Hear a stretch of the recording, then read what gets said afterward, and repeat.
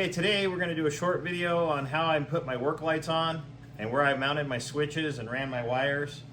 So check it out.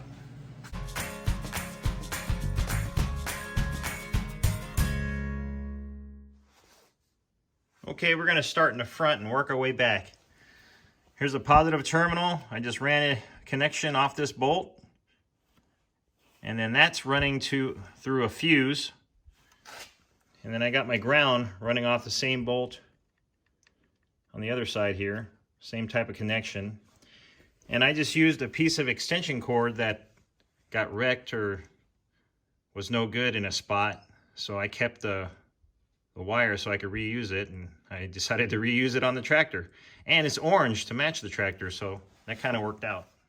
You can see where the electrical for the battery goes through a hole in the pan there. That's why I ran the extension cord. Okay, that's where it comes out, underneath that pan, under the battery. And then I just zip tied it to this hydraulic hose, and it kind of follows it back.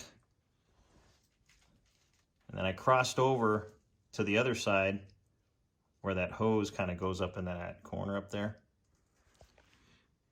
Okay, now we're on the right side of the tractor. And you can see where the wire crossed over. And then I came down, I zip tied to there, and I went underneath. Just kind of zip tie it where you can. Here's another view of the wire going back. Went across them hard lines. You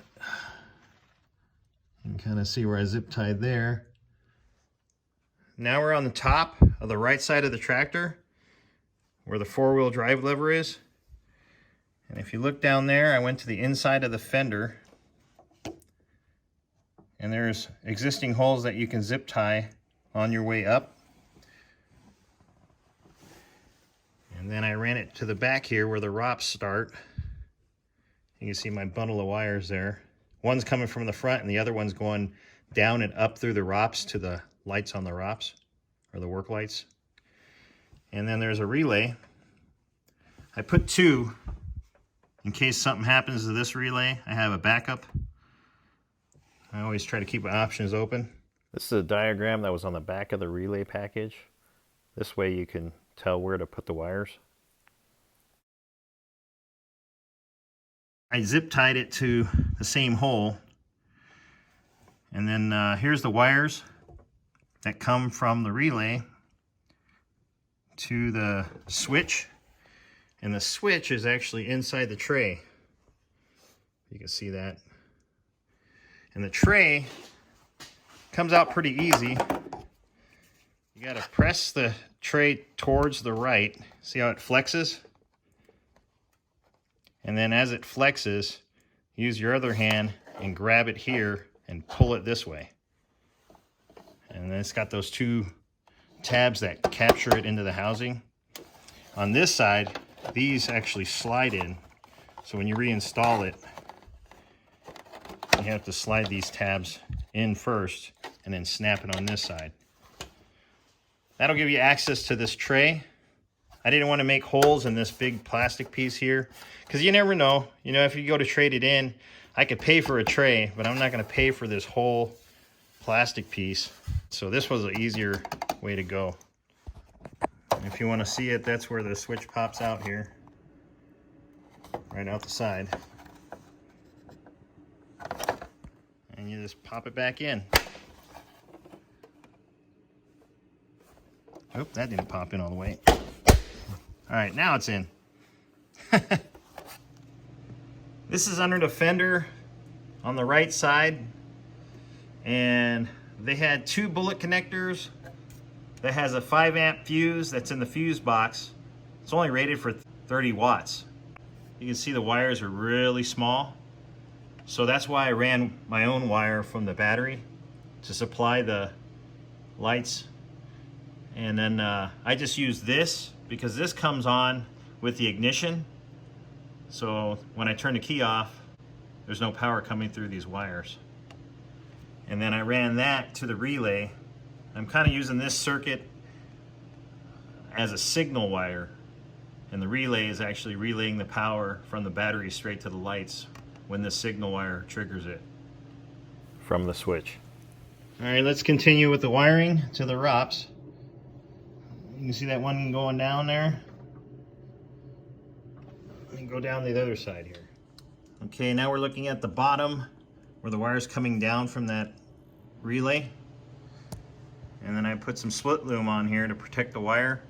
It's kind of a sharp edge going into that tubing that's for the ROPS to make that turn.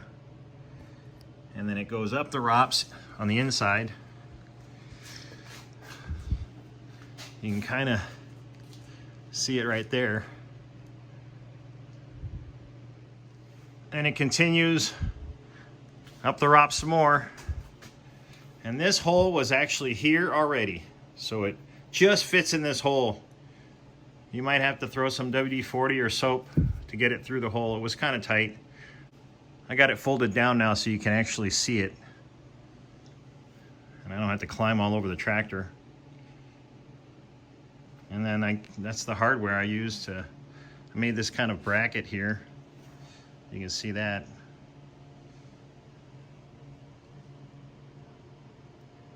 And then I use silicone, I don't know, just to make sure. Sometimes I tow it and it rains and I don't want water getting in everywhere. I made sure I siliconed right where the wire goes into the light housing too, so no moisture gets in there. Okay, I tucked all my wire up underneath here and then heat shrunk everything. And then just to protect the wires from the sun, I had this leftover vinyl plank flooring. Pretty durable stuff. And I just made a lid for it so the weather don't just tear up the wires.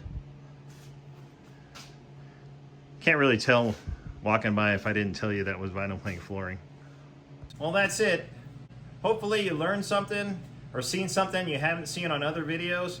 There's a bunch of videos like this, so hopefully between mine and all the other videos, you got something out of it to help you with your install. Thanks. See you next time.